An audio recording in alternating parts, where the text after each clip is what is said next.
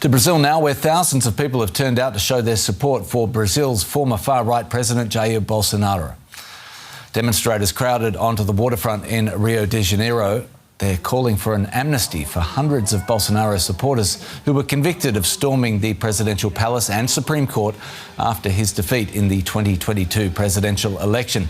The former president has been charged with masterminding an attempted coup after he was voted out.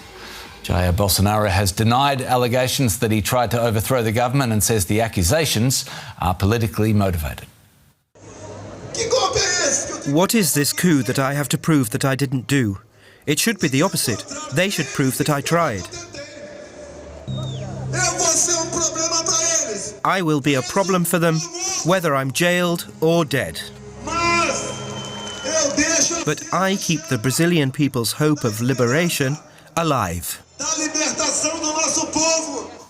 Right, let's get more from Sam Cowie, a journalist based in Sao Paulo, Brazil. Good to see you, Sam. Bolsonaro, as we heard there, was still talking tough at that rally in Rio. How much support is there for the former president right now? Well, good evening, and that's a very good question, and something that a lot of people have been saying today regarding the size of this protest. Bolsonaro and his supporters were talking up numbers of upwards of 1 million as what they were expecting at the rally. It was actually turned out to be closer to 18,000, according to a monitoring system at the University of Sao Paulo. You know, regardless of what the numbers are, these numbers are always difficult to get precisely. The overwhelming feeling here is this has been a show of weakness for Bolsonaro and that he is disappointed. He even said during the protest that he had hoped that it would be bigger.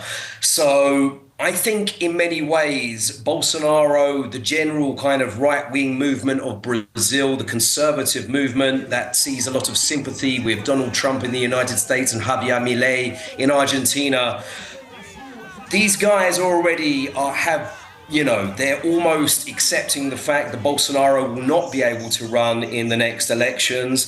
Most analysts here consider it very likely when he will be jailed and not if. And so therefore his support is what we could say waning. Although, however, he still remains, the most popular far-right politician in Brazil. That's definitely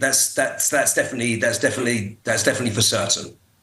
So he's unlikely to get a Trump-like comeback story in light of these charges coming up. Can you tell us more about the charges and what you know about the case against Mr. Bolsonaro? What are Brazil's Supreme Court judges deciding on the March 25th?